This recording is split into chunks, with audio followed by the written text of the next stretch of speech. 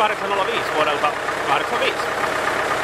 Tässä on tosiaan huitsulainen näkemys klapikoneessa suoraan 80-luvulta. Alkuperäinen idealähde oli vissiin joku kaupallinen tuote sillä erotuksella, että kaupallisessa tuotteessa oli ilmeisesti traktorihydrauliikka käytössä. Tämä on varustettu omalla pumpulla ja säiliöllä. Kätevä ratkaisu sikseen.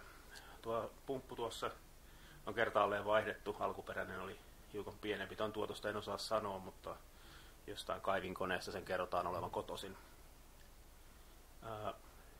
Iskupituutta sylinterillä on vissiin karva yli metri, mutta metri 15 tuohon terän ja työntimen väliin sopii puuta ja terän korkeutta voidaan säätää. Saadaan halkeamaan 4 osaan tai kuten tässä nyt, niin menee ihan vaan kahtia.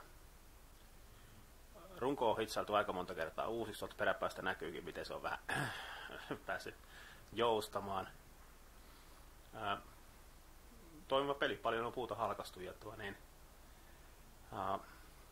tuo voimaa sillä on joskus laskelmoitu olevan noin 8 tonnia.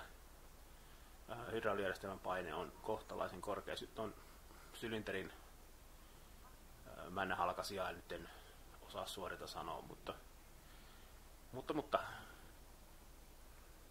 toimiva epeli. Traktorissa, mikä tässä edessä nyt on, niin on käytössä 540 voimanulosotto ja tuon tuossa äskeisessä koekäytössä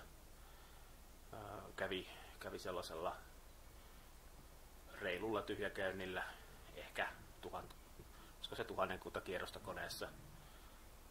Klapeja tehdessä tai puita halkoja, niin tyypillisesti kyllä pistetään ehkä hieman enemmän kiekkaa koneeseen.